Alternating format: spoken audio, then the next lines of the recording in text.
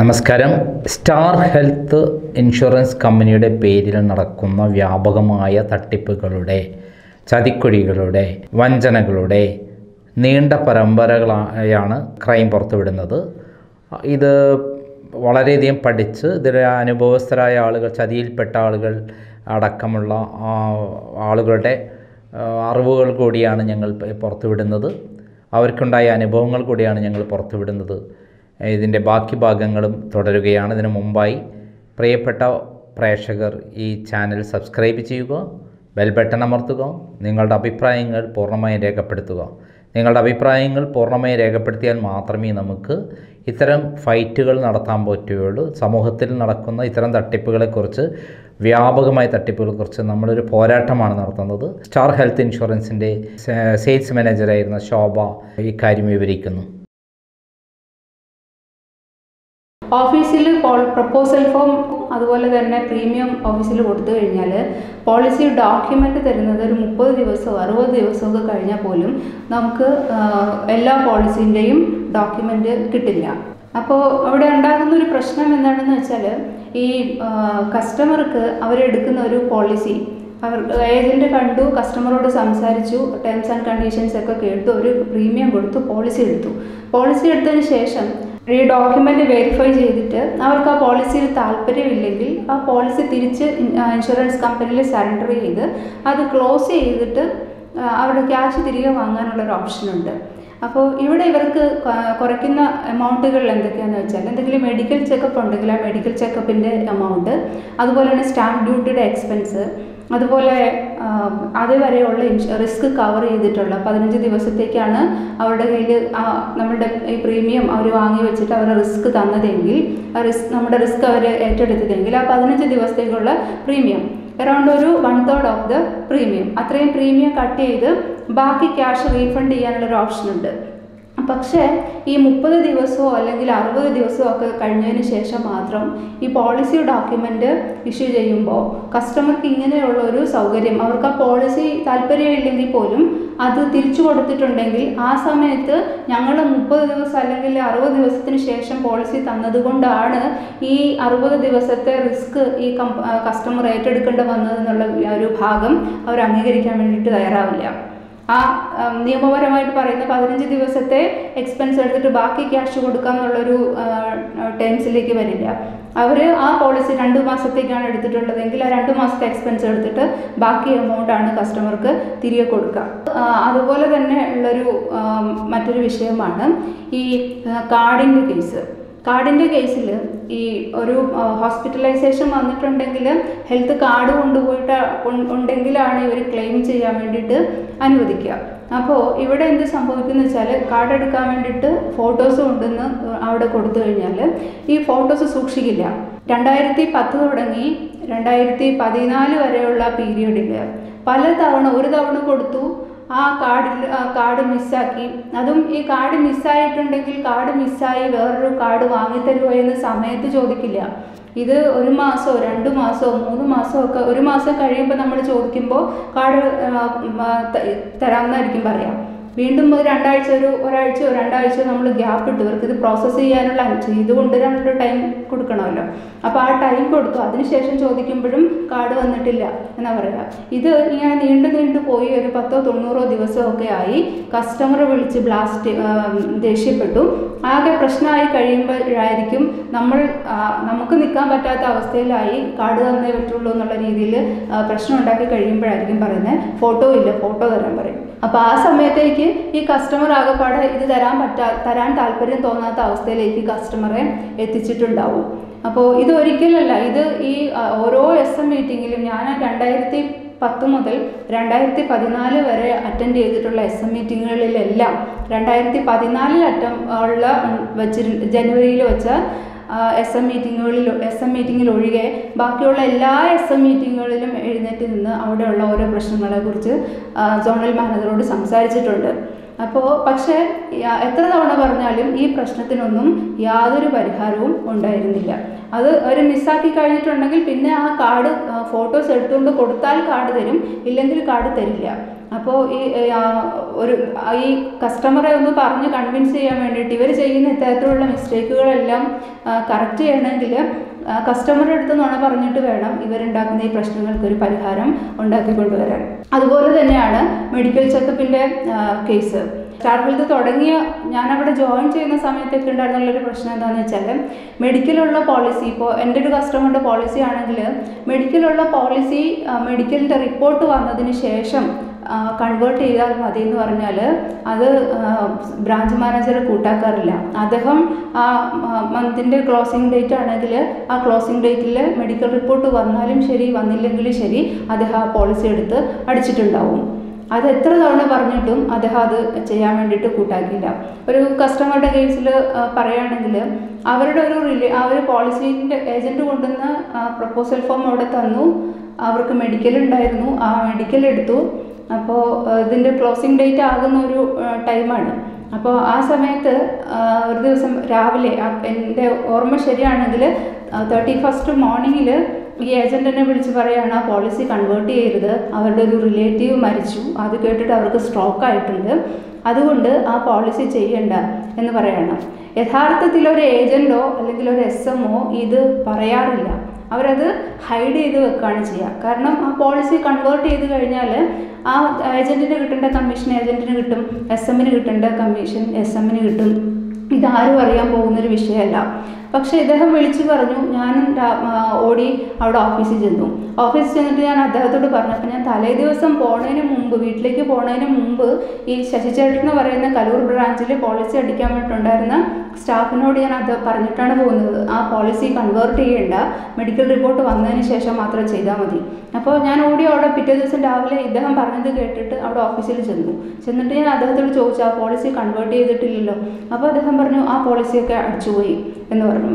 പിന്നെ ആ ക്യാഷ് കസ്റ്റമർക്ക് തിരിച്ചു കിട്ടണമെങ്കിൽ 1 മാസം കഴിയണം. ആ ക്യാഷ് ഇന്ന് വരെ കസ്റ്റമർക്ക് ഏതാണ്ട് ഒരു 6 മാസം ഞാൻ ഇദ്ദേഹത്തോട് രാവിലെ ഒന്ന് ഉച്ചയ്ക്കൊന്ന് വൈകിട്ടൊന്നെന്നുള്ള മട്ടിൽ ഇദ്ദേഹത്തോട് ഞാൻ ചോദിച്ചത് അതിൻ്റെ പുറകെ നടന്നിട്ടുണ്ട്. സാർ ആ കസ്റ്റമറുടെ ക്യാഷ് റീഫണ്ട് ചെയ്തിട്ടില്ലല്ലോ, ആ കസ്റ്റമറുടെ ക്യാഷ് റീഫണ്ട് ചെയ്തിട്ടില്ലല്ലോ എന്ന്. ഇന്ന് വരെ ആ ക്യാഷ് റീഫണ്ട് ചെയ്ത് കൊടുത്തതിനെക്കുറിച്ച് എനിക്ക് യാതൊരു ഉറപ്പുമില്ല. ഏതാണ്ട് 6 മാസം ചോദിച്ചു കഴിഞ്ഞപ്പോഴേക്കും ഞാൻ ആ ചോദിക്കുന്നത് അവസാനിപ്പിച്ചു. അതുപോലെ ഈ മെഡിക്കലുമായിട്ട് സംബന്ധിച്ചിട്ട് ഉള്ള വേറൊരു പ്രശ്നം എന്താണെന്ന് വെച്ചാൽ, കുറച്ച് വർഷങ്ങൾ ഇങ്ങോട്ടേക്ക് കഴിഞ്ഞപ്പോൾ ഏതാണ്ട് ഒരു 2014 ആ പീരീഡ് എത്തിയപ്പോഴേക്കും 2014 നവംബറിലാണ് ഞാൻ ആ പോളിസിയിൽ 2014 മുമ്പ് 2013 പീരീഡിൽ ഉണ്ടായിരുന്ന ഒരു വിഷയം, അതിനെക്കുറിച്ച് പറയുകയാണെങ്കിൽ മെഡിക്കലുള്ള കേസിലാണെങ്കിൽ ഈ കസ്റ്റമർ നമ്മളോട് പറഞ്ഞിട്ടുണ്ടാകുന്ന അവർക്ക് BP ഉണ്ട് അല്ലെങ്കിൽ ഷുഗർ ഉണ്ട്, ഇങ്ങനെയൊക്കെയുള്ള കുറച്ച് കംപ്ലയിൻറ്റ്സ് പറഞ്ഞിട്ടായിരിക്കും ഈ കസ്റ്റമറെ നമ്മൾ മെഡിക്കലിന് അയക്കുന്നത്. ഒരു 50 വയസ്സിന് മീതെയൊക്കെയുള്ളവരെ മെഡിക്കലിന് അയക്കുക. പക്ഷേ ഈ മെഡിക്കൽ കഴിഞ്ഞ് പോളിസി ഡോക്കറ്റ് ആയതിനു ശേഷമാണ് ഇത് SMന് കാണാൻ പറ്റുക. ഈ പോളിസി ഡോക്യുമെൻറ്റിൽ ഈ BPയും ഷുഗറും മാത്രമല്ല, ഒരു ലിസ്റ്റ് ഓഫ് ഡിസീസസ് 48 മാസത്തേക്ക് എക്സ്ക്ലൂഡ് ചെയ്തിട്ടായിരിക്കും ഇത് നമ്മളുടെ കയ്യിൽ കിട്ടുക. പക്ഷേ ആ സമയത്തേക്ക് ഈ പോളിസി പ്രീമിയം തന്നേക്കുന്ന ഡേറ്റ് ഓഫ് കമൻസ്മെൻ്റ് എന്ന് പറയുന്ന പ്രീമിയം അടച്ചേക്കുന്ന റെസീറ്റ് ഇട്ടേക്കുന്ന ദിവസം ഇത് 1 മാസം മുമ്പായിരിക്കും. അപ്പോൾ ഇവർ ഈ പോളിസി കൺവേർട്ട് ചെയ്തതിന് ശേഷം മാത്രമാണ് നമ്മളുടെ കയ്യിൽ പോളിസി ഡോക്കറ്റ് തരിക. അപ്പോൾ കസ്റ്റമർക്ക് ഈ 15 ദിവസത്തിനുള്ളിൽ ഈ പ്രീമിയം തിരിച്ചു കൊടുത്ത് അവർക്ക് ഈ പോളിസി സറണ്ടർ ചെയ്യാനുള്ളൊരു ഓപ്ഷൻ ഉണ്ടാവില്ല. എന്ന് മാത്രമല്ല, വാസ്തവത്തിൽ ഇത് സംഭവിക്കേണ്ടത് എന്താണെന്ന് വെച്ചാൽ, അദ്ദേഹത്തിൻ്റെ മെഡിക്കലിന് അയച്ച് മെഡിക്കൽ റിപ്പോർട്ടിൽ വരുന്നതിനകത്ത് ഈ ഇൻഷുറൻസ് കമ്പനിക്ക് ഇത്രയും ഡിസീസസ് എക്സ്ക്ലൂഡ് ചെയ്യണമെങ്കിൽ അത്തരമൊരു ഹെൽത്ത് കണ്ടീഷനാണ് ആ കസ്റ്റമർക്ക് ഉള്ളതെങ്കിൽ ആ ഒരു അത്രയും ഡിസീസസ് എക്സ്ക്ലൂഡ് ചെയ്തതിന് ശേഷം മാത്രം അവർ ആ പോളിസി കസ്റ്റമർക്ക് ഇഷ്യൂ ചെയ്താൽ മതി. പക്ഷേ സ്റ്റാർ ഹെൽത്ത് എന്താ ചെയ്യാന്ന് വെച്ചാൽ, ഇതിനെക്കുറിച്ച് കസ്റ്റമറോട് ഡിസ്കസ് ചെയ്യുകയില്ല. അവർ സൈലൻ്റ് ആയിട്ട്, അതുപോലെ ഇപ്പോൾ ഞങ്ങൾ ഇതിനെക്കുറിച്ച് ചോദിക്കുകയാണെങ്കിൽ അവർ ഫോഴ്സ്ഫുള്ളായിട്ട് ഈ പോളിസി കൺവേർട്ട് ചെയ്തതിന് ശേഷം മാത്രമാണ് നമ്മൾക്ക് തരിക. അപ്പോൾ വാസ്തവത്തിൽ സംഭവിക്കേണ്ടത് എന്താണെന്ന് വെച്ചാൽ, ഈ മെഡിക്കൽ റിപ്പോർട്ട് വന്നു കഴിഞ്ഞാൽ ഒരു അക്നോളജ്മെൻ്റ് ലെറ്റർ, കസ്റ്റമർക്കൊരു ലെറ്റർ കൊടുക്കണം, ഇത്രയും ഡിസീസസ് നിങ്ങളുടെ എക്സ്ക്ലൂഡഡ് ആണ്, അത് ഒരു കൺസെൻറ്റ് ലെറ്റർ വാങ്ങണം. അപ്പോൾ ഇത്രയും ഡിസീസസ് നിങ്ങൾക്ക് എക്സ്ക്ലൂഡഡ് ആണ്, നിങ്ങൾക്ക് സമ്മതം ഉണ്ടോ എന്ന് ചോദിച്ചിട്ട് ഒരു കൺസെൻറ്റ് ലെറ്റർ കസ്റ്റമറുടെ അടുത്ത് നിന്ന് സൈൻ ചെയ്ത് വാങ്ങിയിട്ട് വേണം ഈ മെഡിക്കലിന് ശേഷം വന്നിട്ടുള്ള ഈ ഡിസീസസ് കൂടി ആഡ് ചെയ്തിട്ട് അവർക്ക് ആ ഒരു പോളിസി ഇഷ്യൂ ചെയ്യാൻ. അവർ കൺസെൻറ്റ് തന്നിട്ടില്ലെങ്കിൽ അവരുടെ പോളിസി ക്ലോസ് ചെയ്ത് അവർക്ക് തിരിച്ചു കൊടുക്കുക. പക്ഷേ സ്റ്റാർ ഹെൽത്തിൽ എന്താ സംഭവിക്കുന്നതെന്ന് വെച്ചാൽ കൺസെൻറ്റ് വാങ്ങാനോ അല്ലെങ്കിൽ ഈ കസ്റ്റമറെ ഈ വിഷയം ഇൻഫോം ചെയ്യാനോ ഈ പോളിസി നഷ്ടപ്പെടാനോ അവർക്ക് താല്പര്യമില്ല. അപ്പോൾ അവരെന്ത് ചെയ്യുന്നത് വെച്ചാൽ സ്ട്രൈറ്റ് ഈ പോളിസി ആക്കും. പോളിസി ആക്കിയതിന് ശേഷമാണ് ഇത് തരിക. ഇത് കിട്ടുന്ന സമയത്തേക്ക് ഏകദേശം 1 മാസമോ 1.5 മാസമോ ഒക്കെ സമയം പിടിച്ചിട്ടുണ്ടാവും. ഇവർക്ക് ഈ ഫ്രീ ലുക്ക് പീരീഡ് എന്ന് പറയുന്നത് അവൈൽ ചെയ്യാൻ പറ്റില്ല. അപ്പോൾ ഇങ്ങനെ ഉണ്ടാക്കുന്ന ഇഷ്യൂസ് ആണെങ്കിൽ കൂടി ഇത് ഈ സംസാരിച്ച് ഈ കസ്റ്റമറെ കൺവിൻസ് ചെയ്ത് 48 മാസമല്ലേ എന്നൊക്കെ പറഞ്ഞ് കൺസോൾ ചെയ്ത് ഈ കസ്റ്റമറെ കൊണ്ടുപോകേണ്ട ഒരവസ്ഥയിലേക്ക് വരും. അല്പം കൂടെ കഴിഞ്ഞപ്പോൾ ഏകദേശം ഒരു 2014 ആയപ്പോൾ 2014 നവംബറിലാണ് എനിക്ക് ആ വിഷയം മനസ്സിലാകുന്നത്.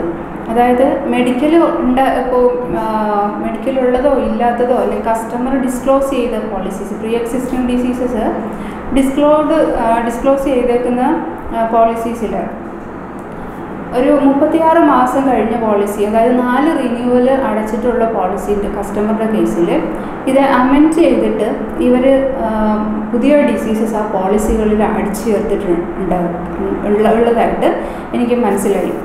അപ്പോൾ ഞാനിത് കണ്ടു കഴിഞ്ഞപ്പോൾ അപ്പോൾ അവിടെ എന്ത് സംഭവിക്കുമെന്ന് വെച്ചാൽ ഒരു 36 മന്ത്സ് കഴിഞ്ഞ സമയത്താണ് ഈ PAD അമെൻഡ് ചെയ്തിട്ട് പുതിയ കുറച്ച് ഡിസീസസ് ആ പോളിസിയിൽ ആഡ് ചെയ്തേക്കുന്നത്. അപ്പോൾ ആ സമയം മുതൽ വീണ്ടും ഒരു 48 മാസത്തേക്ക് ഇവർ അടിച്ചു ചേർത്തേക്കുന്ന ഡിസീസസ് കസ്റ്റമർക്ക് എക്സ്ക്ലൂഡഡ് ആണ്. അത് കസ്റ്റമറെ ഇൻഫോം ചെയ്യുക. ഒരു കോൺട്രാക്റ്റിൻ്റെ ഒരു റൂളെന്ന് പറയുന്നത് ഇടയ്ക്ക് ഏതെങ്കിലും ഒരു സമയത്ത് ആ പോളിസി പ്രീ കോൺട്രാക്ട് ചെയ്യുന്ന സമയത്ത് 2 കൂട്ടരും ആക്സെപ്റ്റ് ചെയ്തിരിക്കുന്ന കണ്ടീഷൻസ് എവിടെയെങ്കിലും വെച്ചിട്ട് അമെൻഡ് ചെയ്യണമെങ്കിൽ അത് 2 കൂട്ടരും ഡിസ്കസ് ചെയ്ത് അവരുടെ കൺസെൻറ്റ് എടുത്തതിന് ശേഷം മാത്രമാണ് കോൺട്രാക്റ്റ് അമെൻഡ് ചെയ്യേണ്ടത്. പക്ഷേ ഇവിടെ എങ്ങനെയല്ല സംഭവിക്കുന്നത്. ഇവർ സൈലൻ്റ് ആയിട്ട് ഈ പോളിസീൻ്റെ അകത്ത് റിന്യൂ ചെയ്യുന്ന സമയത്ത് കുറച്ച് ഡിസീസസും കൂടി അതിനകത്ത് അടിച്ചു ചേർത്ത് ഇഷ്യൂ ചെയ്യും. ഇത് ടോപ്പിൽ നിന്നുള്ള മാനേജറിയൽ കടറിലുള്ള ആളുകളുടെ ഇൻസ്ട്രക്ഷൻ അനുസരിച്ചിട്ട് അതാത് ഓഫീസിലിരിക്കുന്ന ആളുകൾ ഇത് ആഡ് ചെയ്യുകയാണ്. അതിൻ്റെ സൈഡ് ഇഫക്റ്റോ ഈ പണം അടയ്ക്കുന്ന ആളുകൾക്കുണ്ടാകുന്ന നഷ്ടങ്ങളോ അവർക്കുണ്ടാകുന്ന ബുദ്ധിമുട്ടുകളോ അതിനുശേഷം അവരുടെ ലൈഫിൽ സഹിച്ചേക്കാവുന്ന പ്രശ്നങ്ങളോ ഇതൊന്നും അവർക്ക് യാതൊരു തരത്തിലുള്ള പ്രശ്നങ്ങളുമല്ല. പുതിയ പ്രപ്പോസൽ ഫോംസ് ആവശ്യപ്പെടുന്ന ഒരു കേസ്, അത് ഞാൻ മുമ്പ് പറഞ്ഞിരുന്നു. റിന്യൂവൽസ് വരുന്ന സമയത്ത് ഒരു പുതിയ പ്രപ്പോസൽ ഫോംസ് ആവശ്യപ്പെടും. അതുപോലെ മറ്റു ചില സാഹചര്യങ്ങളെന്ന് പറഞ്ഞു കഴിഞ്ഞാൽ ഒരു പുതിയ മെമ്പറെ, ഇപ്പോൾ അച്ഛനും അമ്മയും ഒരു കുട്ടിയുള്ളൊരു പോളിസിയാണ്. ആ പോളിസിയിൽ ഒരു പുതിയ കുഞ്ഞ് ജനിച്ചു കഴിഞ്ഞാൽ ആ പുതിയ കുഞ്ഞിനെ ജോയിൻ ചെയ്യണമെങ്കിൽ ആ പുതിയ കുഞ്ഞിൻ്റെ ഡീറ്റെയിൽസ് കൊടുത്ത് ഈ പോളിസിയിലേക്ക് കുട്ടിയെ ആഡ് ചെയ്യാവുന്നതാണ്. പക്ഷേ ഇത്തരം ഒരു സിറ്റുവേഷനിൽ റിന്യൂ ചെയ്യാൻ പോകുന്ന സമയത്ത് ആ റിന്യൂവൽ ലെറ്ററും ആ കുട്ടിയുടെ ഡീറ്റെയിൽസും പ്രപ്പോസൽ ഫോം ഫോട്ടോയും ഏജ് പ്രൂഫും മറ്റുള്ള കാര്യങ്ങളും കൂടി അവിടെ ഓഫീസിൽ കൊടുത്തു കഴിഞ്ഞാൽ അത് പറ്റില്ല. അപ്പോഴവർക്ക് വീണ്ടും പുതിയ പ്രപ്പോസൽ ഫോം കൊടുക്കണം. ഇത് പിന്നീട് അവർക്കൊരു ക്ലെയിം ഉണ്ടാകുന്ന സമയത്ത് ആ പുതിയ പ്രപ്പോസൽ ഫോം വെച്ചിട്ടാണ് ഇവരിത് കൈകാര്യം ചെയ്യുക. അവിടെ ഉണ്ടാകുന്നൊരു പ്രശ്നം എന്ന് പറഞ്ഞാൽ ഇതൊരു എക്സാമ്പിളായിട്ട് പറഞ്ഞതാണ്. ഇത് മറ്റുള്ള എല്ലാ പോളിസീസിലും വരുന്നത്. ഇപ്പോൾ ഒരു കസ്റ്റമർ ഒരു പോളിസി എടുത്തു കഴിഞ്ഞിട്ടുണ്ടെങ്കിൽ അയാൾക്കൊരു 2-മത്തെയോ 3-മത്തെയോ വർഷമൊക്കെ കഴിയുന്ന സമയത്ത് എന്തെങ്കിലും ഒരു ചെറിയ ഡിസീസസ് അയാൾക്ക് സിംറ്റം തോന്നി തുടങ്ങിയിട്ടുണ്ടെങ്കിൽ ആ ഡിസീസ് ഈ പുതിയ പ്രപ്പോസൽ ഫോം എഴുതുന്ന സമയത്ത് ഞാൻ ഓഫീസിൽ ഈ വിഷയത്തെക്കുറിച്ച് എനിക്ക് ഡൗട്ട് ഉണ്ടായ സമയത്ത് പുതിയ പ്രപ്പോസൽ എഴുതുമ്പോൾ പ്രപ്പോസ് ചെയ്യുന്ന സമയത്ത് മുമ്പുള്ള ഡിസീസസ് എല്ലാം അവരുടെ പ്രീ എക്സിസ്റ്റിംഗ് ഡിസീസായിട്ടാണ് ഇവിടെ നിൽക്കുന്നത്. പക്ഷേ ഈ കസ്റ്റമർ ഇത്രയും വർഷം ആ പോളിസി കണ്ടിന്യൂ ചെയ്തിട്ടുള്ള ആളാണ്. ഈ പുതിയ പോളിസി എടുക്കുന്ന സമയത്ത് ഈ പ്രീ എക്സിസ്റ്റിംഗ് ഡിസീസ് ഈ പോളിസിയിൽ എങ്ങനെ ട്രീറ്റ് ചെയ്യും എന്ന് ഞാൻ അവിടെ ഓഫീസിൽ ക്ലെയിം അഡ്മിനിസ്ട്രേഷനിൽ പോളിസി പോളിസി അടിക്കാനിരിക്കുന്ന സ്റ്റാഫിനോട് ചോദിച്ചിട്ടുണ്ട്. ഇത്തരത്തിലുള്ള ഡൗട്ടുകളൊന്നും ചോദിക്കുന്നതോ അതിന് മറുപടി പറഞ്ഞു തരാനോ അവർക്ക് യാതൊരു താല്പര്യമില്ല. അതെങ്ങനെയെങ്കിലും ആ പോളിസിയിൽ എഴുതിക്കൊണ്ട് വരാനാണ് അവർ പറയുക. അതുപോലെ ഇപ്പോൾ ഒരു പോളിസിയിൽ ഒരു എൻ്റെ ഒരു എക്സ്പീരിയൻസിൽ മെഡി ഫാമിലി എന്ന് പറഞ്ഞിട്ടൊരു പോളിസി ഉണ്ട്. അതിൽ 2 ലക്ഷം രൂപയുടെ പോളിസി എടുത്താൽ ആ പോളിസിയിൽ 4 മെമ്പേഴ്സ് ഉണ്ടെങ്കിൽ അത് സ്പ്ലിറ്റ് ചെയ്താണ് കൊടുക്കുക. അതായത് ഒരാൾക്ക് തനിയെ 2 ലക്ഷം രൂപയുടെ ട്രീറ്റ്മെൻറ്റ് ആവശ്യം വന്നു കഴിഞ്ഞാൽ ആ പോളിസിയിൽ കിട്ടില്ല. ആ പോളിസിയിൽ ഒരാൾക്ക് മാക്സിമം 50,000 രൂപ വരെയാണ് കിട്ടുക. അതിന് എക്സീഡ് ചെയ്ത അയാൾക്ക് വന്നു കഴിഞ്ഞാൽ കിട്ടില്ല. എന്നാൽ അതേ പോളിസി ഇപ്പോൾ അങ്ങനെ ഒരു ഡ്രോബാക്ക് ഉള്ളൊരു പോളിസി അയാൾ ഒരു ഫാമിലി ഒപ്റ്റിമ എന്നൊരു ഫ്ലോട്ടർ കവർ കൊടുക്കുന്ന സ്റ്റാർ ഹെൽത്തിൻ്റെ പോളിസി ആണെങ്കിൽ ഫാമിലി ഹെൽത്ത് ഒപ്റ്റിമ എന്ന് പറയുന്ന പോളിസിയാണ് സ്റ്റാർ ഹെൽത്തിന് ഫ്ലോട്ടർ കവർ കൊടുക്കുന്ന പോളിസി ആയിട്ടുള്ളത്. അപ്പോൾ ഈ പോളിസി ഈ 2 ലക്ഷത്തിന് സ്പ്ലിറ്റ് ചെയ്ത് ഒരാൾക്ക് 50,000 രൂപ വീതം കൊടുക്കുന്ന പോളിസി ഈ കസ്റ്റമർ ആദ്യം 2 ലക്ഷം രൂപയിലേക്ക് മാറ്റി, അതിനുശേഷം അദ്ദേഹം 3 ലക്ഷം രൂപയിലേക്ക് മാറ്റി. അപ്പോൾ ഈ 2 ലക്ഷം രൂപയിലേക്ക് മാറ്റിയതിന് ശേഷം ഇദ്ദേഹത്തിന് ഒരു ഹെർണിയ എന്ന് പറയുന്നൊരു ഡിസീസിൻ്റെ ഒരു സിംറ്റം, ഒരു പ്രശ്നം ഉണ്ടായി. അത് ഡോക്ടറെ പോയി കാണേണ്ട ഒരു സാഹചര്യം ഉണ്ടായി. അപ്പോഴേക്കും അദ്ദേഹം ഏകദേശം 4-5 വർഷത്തേക്കിനോ അദ്ദേഹം പോളിസിയിൽ കവർ ചെയ്തിട്ടുള്ള ആളാണ്. അപ്പോൾ ഈ 2 ലക്ഷം രൂപയുടെ പോളിസി അടയ്ക്കുന്ന സമയത്ത് അദ്ദേഹത്തിന് 50,000 രൂപയാണ് കവറേജ് ഉള്ളത്. അപ്പോൾ ആ പോളിസിൻ്റെ അകത്ത് എക്സസ് വരുന്ന 1.5 ലക്ഷം രൂപയുടെ കവറേജ് അയാൾക്ക് ആ പോളിസിയിൽ ഇപ്പോൾ ഫ്ലോട്ടർ പോളിസിയിലേക്ക് വന്നു കഴിയുമ്പോൾ അയാൾക്ക് ആവശ്യം വന്നാൽ അത് അവൈൽ ചെയ്യാനുള്ള പീരീഡിലേക്ക് എത്തിയിട്ടുണ്ട്. അപ്പോൾ ഈ 50,000 രൂപയുടെ പോളിസിക്കാണ് അയാൾക്ക് PEDയുടെ കവറേജ് വന്നിട്ടുള്ളൂ. അപ്പോൾ ഇതിനെ 2 ആയിട്ട് ട്രീറ്റ് ചെയ്യണം. ഈ 50,000 രൂപയുടെ ഓൾറെഡി അയാൾ കവർ ചെയ്ത് വന്ന പീരീഡും ഈ എക്സസ് വന്നിരിക്കുന്ന 1.5 ലക്ഷം രൂപയുടെ കവറേജ് അയാൾക്ക് വീണ്ടും ഒരു 48 മാസം കവർ ചെയ്ത് കഴിഞ്ഞെങ്കിലാണ് അയാൾക്ക് കവർ ചെയ്ത് കിട്ടുക. കാരണം ഈ 1.5 ലക്ഷം രൂപ എന്ന് പറയുന്നത് അയാൾ ഇപ്പോൾ പുതിയതായിട്ട് ആ പോളിസിയിലേക്ക് ആഡ് ചെയ്തിട്ടുള്ളൂ. അപ്പോൾ അതുപോലെ തന്നെ ഈ പ്രപ്പോസൽ ഫോം എഴുതി കൊടുക്കുന്ന സമയത്ത് ഞാൻ അദ്ദേഹത്തിന് ഹെർണിയ എന്ന് പറയുന്ന ഡിസീസ് ഉണ്ടെന്ന് അദ്ദേഹത്തിൻ്റെ പ്രപ്പോസൽ ഫോമിൽ എഴുതി കൊടുത്തു. പക്ഷേ അദ്ദേഹത്തിൻ്റെ പോളിസി ഡോക്യുമെൻ്റ് അടിച്ചു വന്ന സമയത്ത് ഈ മെഡി ഫാമിലി എന്ന് പറയുന്ന പോളിസിയിലേക്ക് നിന്ന് അയാൾ ഫാമിലി ഫ്ലോട്ട് 2 ലക്ഷത്തിലേക്ക് മാറിയ സമയത്ത് അവർ പുതിയ പ്രപ്പോസൽ ഫോം ചോദിച്ചു. അപ്പോൾ ഞാൻ ഹെർണിയ എഴുതി കൊടുത്തു. അതുപോലെ 3 ലക്ഷത്തിലേക്ക് മാറുന്ന സമയത്താണ് അദ്ദേഹത്തിന് ഈ ഹെർണിയ എന്ന് പറയുന്ന ഡിസീസ് ഉള്ളതായിട്ട് അറിയുന്നത്. അപ്പോൾ ഞാൻ ഈ ഓഫീസിൽ വന്നിട്ട് ഇവരോട് ചോദിച്ചു, ഈ ഹെർണിയ എന്ന് പറയുന്ന ഡിസീസ് അതിനെ എങ്ങനെ ട്രീറ്റ് ചെയ്യും? ഇപ്പോൾ ഇദ്ദേഹത്തിന് ഉണ്ടായിരുന്നുള്ള ഈ പോളിസിയിൽ 50,000 നിന്ന് അയാൾ 2 ലക്ഷത്തിലേക്ക് മാറിയിട്ടുണ്ട്, 2 ലക്ഷത്തിൽ നിന്ന് 3 ലക്ഷത്തിലേക്ക് മാറിയിട്ടുണ്ട്. അയാൾക്ക് ഈ 4 വർഷവും പീരീഡായിട്ടുള്ള കവർ ചെയ്ത് വന്നേക്കുന്നത് 50,000 രൂപയാണുള്ളത്. അപ്പോൾ ഇത് തമ്മിലുള്ള ഡിഫറൻസ്, ഈ 50,000വും 3 ലക്ഷവും തമ്മിലുള്ള ആ ഗ്യാപ്പിലുള്ള ഈ 2.5 ലക്ഷം രൂപ എങ്ങനെ അത് സെപ്പറേറ്റ് ചെയ്തിട്ട് പോളിസി ഡോക്യുമെൻറ്റിൽ അടിച്ചു തരാൻ പറഞ്ഞു. പക്ഷേ അവർ മെഡി ഫാമിലിയുടെ പ്രപ്പോസൽ ഫോമിലും 2 ലക്ഷം ആക്കിയപ്പോഴുള്ള പ്രപ്പോസൽ ഫോമിലും 3 ലക്ഷം ആക്കിയപ്പോഴുള്ള പ്രപ്പോസൽ ഫോമിലും ഡോക്ടർ അടിച്ചു തന്നേക്കുന്നത് നോ PED എന്ന് പറഞ്ഞിട്ടാണ് പോളിസി അടിച്ചു തന്നിട്ടുള്ളത്. അപ്പോൾ ഇങ്ങനെയൊക്കെയുള്ള കെയർലെസ് ആയിട്ടുള്ള, പക്ഷെ ക്ലെയിം വരുന്ന സമയത്ത് ഇതെല്ലാം പ്രശ്നമായി. അതുപോലെ തന്നെയാണ് ഒരു 2013 ടൈമിൽ എനിക്കൊരു എക്സ്പീരിയൻസ് ഉണ്ടാകുന്നത്. അപ്പോൾ അതുവരെ ഞാൻ മനസ്സിലാക്കിയിരുന്നത്, എനിക്ക് ടെൻഷൻ ഉണ്ടാക്കുന്നൊരു വിഷയം എന്ന് പറഞ്ഞാൽ ഈ ക്ലെയിം കൊടുത്ത് ക്ലെയിമിൻ്റെ ചെക്ക് വരുമ്പം എൻ്റെ ഓർമ്മയിലുള്ളൊരു കേസ്, ഒരു 28,000 ഒരു ക്ലെയിം കൊടുത്തിട്ട് ആ ക്ലെയിമിൻ്റെ എമൗണ്ട് വന്നിരിക്കുന്നത് 13,000 രൂപയാണ് വന്നിട്ടുള്ളത്. അപ്പോൾ അത് കൊടുക്കുന്നത് ഏതാണ്ട് ഒരു ഫീവർ വന്നിട്ടുള്ളൊരു കേസാണ്. അപ്പോൾ അത് കൊടുക്കുന്ന സമയത്ത് തന്നെ ഫീവറിൻ്റെ നമ്മുടെ പോളിസിൻ്റെ കണ്ടീഷൻസിനകത്ത് പറയുന്നുണ്ട് ഡിസ്പോസിബിൾ ഐറ്റംസ് അങ്ങനെയുള്ള കാര്യങ്ങൾ കവർ ചെയ്യില്ല. അപ്പോൾ അത് ആ ക്ലെയിമിൻ്റെ ഈ ഫയൽ എൻ്റെ കയ്യിൽ കിട്ടിയ സമയത്ത് ഞാൻ നോക്കി ഡിസ്പോസിബിൾ ഏകദേശം ഒരു 800 ആ റേഞ്ചിൽ വരുന്ന എമൗണ്ടാണ് കുറയ്ക്കാൻ വേണ്ടിയിട്ടുള്ളൂ. പക്ഷേ ഇത് അയച്ച് ചെക്ക് വന്ന സമയത്ത് ഏതാണ്ട് ഒരു 13,000 രൂപയാണ് കയ്യിൽ കിട്ടിയിട്ടുള്ളൂ. അപ്പോൾ ഞാൻ വളരെ വിഷമിച്ച്, അപ്പോൾ ആ സമയത്ത് എനിക്കിതിൻ്റെ പിന്നിൽ നടക്കുന്ന കാര്യങ്ങളെക്കുറിച്ചൊന്നും യാതൊരു ധാരണയില്ല. ഞാൻ വിചാരിച്ചിരുന്നത് ക്ലെയിം IRDA എന്ന് പറയുന്നൊരു ഗവേണിംഗ് ബോഡി ഉണ്ട്, അതുപോലെ തന്നെ ഇത്രയും ക്ലെയിമുകൾ കൊടുക്കുന്ന ഒരു ഇൻഷുറൻസ് കമ്പനി ഈ ഇത്രയും എമൗണ്ട് ഒരു കാരണമില്ലാതെ കട്ട് ചെയ്യില്ല. അപ്പോൾ അങ്ങനെയുള്ള മറ്റുള്ള എല്ലാവരും വിചാരിക്കുന്ന പോലെ തന്നെയാണ് ഞാൻ വിചാരിച്ചിരുന്നത്. അപ്പോൾ ആ ക്ലെയിം കസ്റ്റമറെ വിളിച്ചപ്പോൾ കസ്റ്റമറോട് ഞാനിങ്ങനെ ഇത്രയും എമൗണ്ട് കുറവുണ്ടായത് എന്താണെന്ന് ചോദിച്ച സമയത്ത് അതിനകത്ത് ഡിസ്പോസിബിൾ ഐറ്റംസ് ഒക്കെ കൂടുതൽ ഉണ്ടായിട്ടുണ്ടാകും, അതുകൊണ്ട് ആണ് പിന്നെ കട്ട് ചെയ്തത് എന്ന് പറഞ്ഞു. പക്ഷെ ആ സമയത്ത് തന്നെ ഞാൻ ഓൾറെഡി ഈ ബില്ല് അയക്കുന്നതിന് മുമ്പ് കണ്ടതുകൊണ്ട് എനിക്ക് ഇത് കട്ട് ചെയ്യാനുള്ളൊരു ഫിഗർ എൻ്റെ മനസ്സിൽ സ്ട്രൈക്ക് ചെയ്തിട്ടുണ്ടായിരുന്നില്ല. അപ്പോൾ അതൊരു ഇൻസിഡൻ്റ് എന്ന് പറഞ്ഞാൽ അതിന് മുമ്പും പിൻപുമുള്ള പല ഇൻസിഡൻറ്റുകളിൽ എനിക്ക് ഡൗട്ട് വന്നതിൻ്റെ ശേഷം അങ്ങനെ ഒരു ഏകദേശം ഒരു ക്ലാരിഫൈ ചെയ്യാൻ പറ്റിയ ഒരു കേസ് ആയതുകൊണ്ടാണ് എനിക്ക് അതിനെക്കുറിച്ചുള്ള ഓർമ്മ ഇവിടെ നിൽക്കുന്നത്.